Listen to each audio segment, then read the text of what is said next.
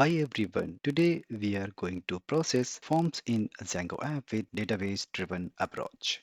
In our previous tutorials, we learned multiple ways to integrate Bootstrap easily in Django app. I have VS Code instanced opened on my machine and I have installed latest Python version. Virtual environment is also created and a Django framework is installed in this virtual environment. Now let me show you the output. You have to activate your virtual environment and then locate your project directory, cd, shopping, and then run command python manage.py run server. It will now run my application. Just copy it, open your browser, and put in the URL. You will be able to see this sample Django app which we had created in our previous tutorials. Right here we have created class-based view and we have function-based view. In the same sample app, we were able to connect our SQLite 3 database with one database table. Okay, these all items are inserted in the database table with help of this models.py. This cart model class we had created to connect with our database tables where we have title and description fields.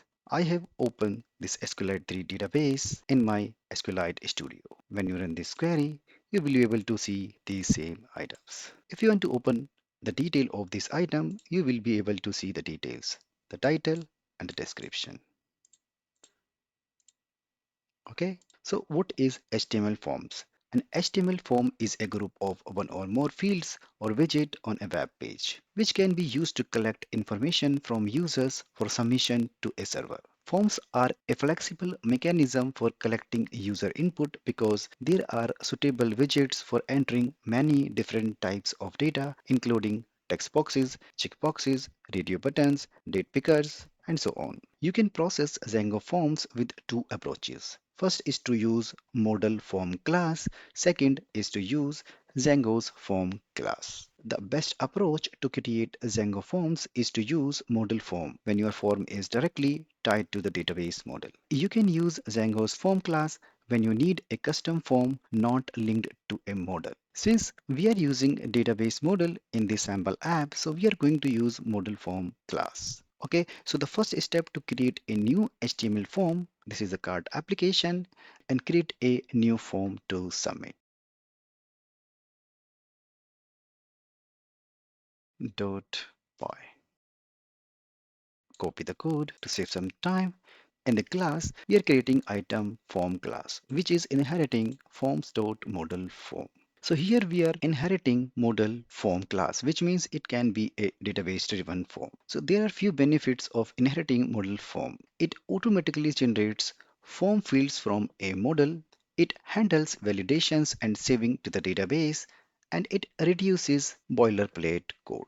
So this meta class is a way to customize the behavior of your model without adding new fields. It includes attributes like abstract, app label, verbose name, ordering, permission, DB table, get test by. We are not going to use those. Just for your information, this can be configured as well. If we talk about model, what is the model? Which database model the form is based on? This is card model class that we have created. The fields, which fields from the model should be included in the form. We have widgets, which means we can customize the forms fields which are going to be rendered on the form. We are going to have a text box input with these attributes. Similarly, we are going to have a description along with its text area field, a big box. The second step to create item form.html file in the template folder. So I'm going to create a file item form.html. I have some code handy to save some time. So we are extending a parent file here that is base.html where we have navigation links. So this entire block of the code will be added to the base.html where it will be added over here. Okay, this CSRF token is Django is a security measure designed to protect against CSRF attacks. This is important while creating forms. Alright, we are using Bootstrap classes to create divs, and we are also creating a form which will be posted with its field, right? These labels and these HTML controls. Okay, along with we have button that's type is submit. As soon as we click on this create button, it will actually post all these fields to the server and process our form. Then we have to create a view to load this new form. Go to the views.py file, go to the top. First, I'm going to add few classes, render, redirect, and get object or 404. Because these classes we will need, I'm also importing item form class that we have just created. And then I'm going to add a new view to load our new form.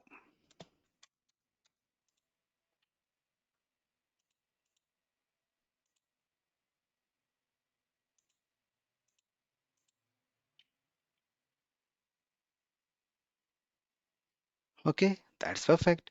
Formatting is done.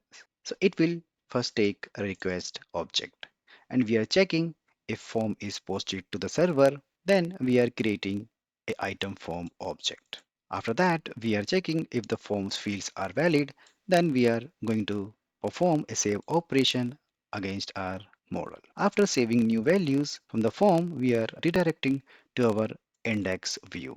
That index view actually comes from the urls.py.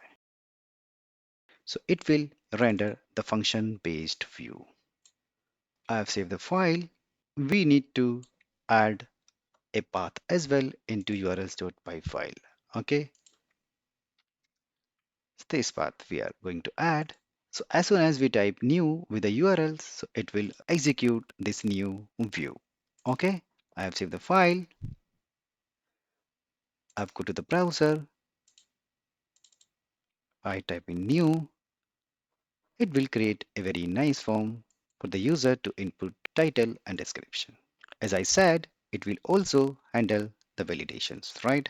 Okay, if we input items like mobiles, phone,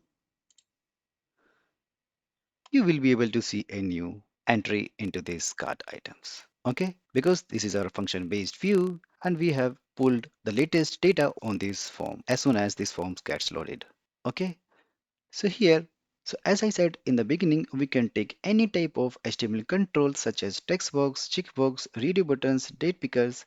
Just go to your item form.py and change your type of the control. Okay, instead of text input, I can take checkbox input, I can take radio select, I can say date input, whatever type of control you want to take, you can take from here. So as soon as I type new, so you will be able to see this nice form. But you can create a new navigation link on the header to open this form easily, right? Go to the page.html and add the simple ally tag over here. Okay. Here we are referring a new endpoint. So this is for new cart. I refresh the page, you will be able to see the new link. Okay. As soon as you click on the link, you will see new form directly. Either you type over here or you can click on this link. Now let's see how to edit the item from cart list view on this new form. Go to the list view.html. There is a list view.html and instead of item edit, just say edit and then we have to add some code to our views.py file. I'm going to open views.py and I'm now adding new function to actually handle any item to the same form, right? We are taking request object and then we are passing the ID and then we are trying to get the data from the database table in this object.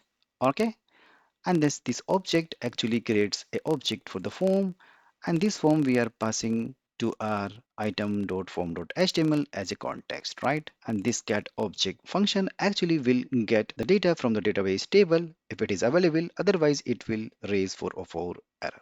Okay, I have saved the file. I have to add a path to my urls.py to handle this edit scenario. Okay, let me refresh my page. I have opened function based view, click on item 1, you will see that existing values on my new form. So here we have a refer the new path with optional ID of the model and the name edit actually execute this function. Now it's time to update. If you click any item, you will see the same form with current values. Go to your item.form.html, put a new button to perform update operation. Its value is update. I have saved the file. You refresh the page, you will see the update button. I'm going to add a condition to my operation method to handle update operation. All right. So we are getting the item from the database table and then we are passing this item to the instance attribute on this item form object, right? And then we are checking if the button value is update in the request.post. Then we are checking if form is valid. Then we are saving the values back to our database table. And then we are redirecting to the index view. That is pretty simple code. Okay, I have saved the file. Let me refresh the form and then update iPhone test value. Click on update. You see, description is updated. You can update any item. Okay, you see, if you want to check the database table, you just run the query again, you will see the same data. All right. Suppose we want to cancel the edit mode and go back to the list view, so we can place another cancel button. Let me do it quickly. Go to the item form.html file and put the cancel button. Okay, this is my cancel button. Here we are taking name equals to cancel and the text is cancel for this button. Okay, I've saved the file. Click on the new card. I can see the cancel button now. Okay, let me put some code for cancel as well in the same function item operation.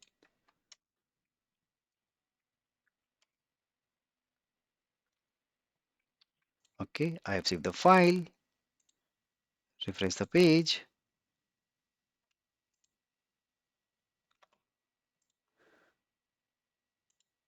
click on any item, click on cancel. We have issues on the page.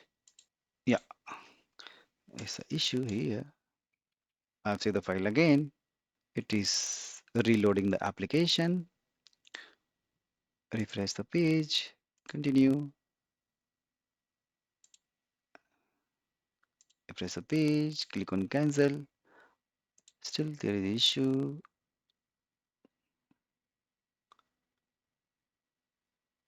Okay, that's a problem. We have made a mistake again. This is the correct code now. Okay, because we are checking if request.post is update and then request.post is cancelled, right? I've saved the file, refresh the page.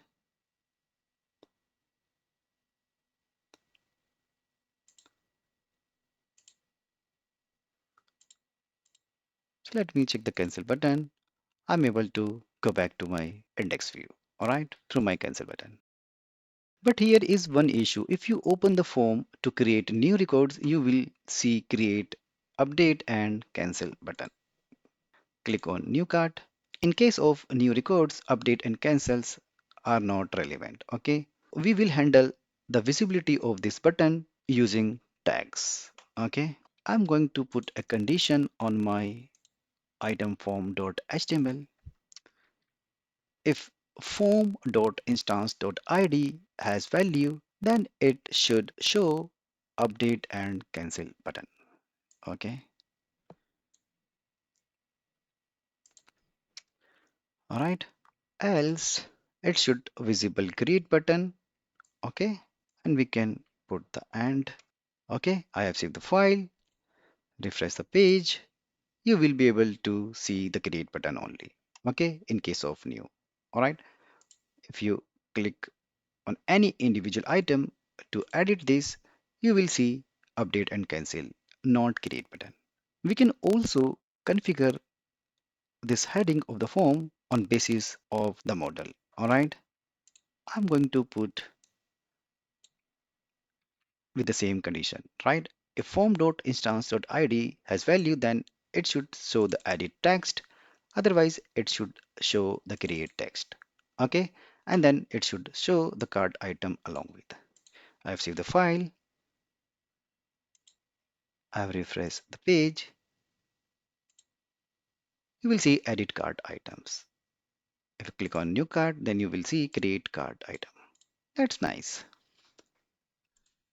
Now let's move to the next operation, that is delete. If you want to delete items, then how to delete? The same way we have to add the delete button here. Okay, the name is delete, and I'm going to add some code into my same function. We are checking else if request.post is delete, then we are performing a delete operation on the item. Okay, and then after deleting the record, it will redirect to the index view. I've saved the file and delete any of the item. Okay, click on delete. If I want to delete item number one, click on delete, and item one is gone. One more thing, if you need to delete the item from a list view itself, then delete button can be placed on the list. Okay, you have to go to the list view. I'm going to add a new column here and place a delete button. One more th to add new column, and then I'm going to add td, and I'm placing some code to have a delete button. Okay, I've also taken a form tag because this form will be posted on clicking of this delete button, right? This delete button. Okay, and where I am posting my form, it is a edit endpoint, right? Edit endpoint means it will execute the item operation method from the view. This is from where it is from url.py, this one. Okay, we are also taking svg tag to create a trash icon with a button. So this svg tag can be get from the bootstrap website. This is a link. You can get this trash items with this svg tag. You can copy and then you can paste this tag with your button. Okay, I have saved the file. You can refresh your view. You will be able to see a delete button. As soon as I click on this delete buttons, what will happen? It will execute this edit action, which means that it will perform this operation with this code. Okay, it's pretty simple. I've saved the file. If I click on delete, you will see that instantly it is deleted. Okay, you can create, can delete. All right, either you can delete from here or you can delete from here. This is the same thing. So that's it for today. I hope you enjoyed this video and learned how to process Django HTML forms with a database table in Django framework. So hit a like button and give me the comment down below of this video. Don't forget to subscribe the channel. Thanks for watching. I will see you in the next video.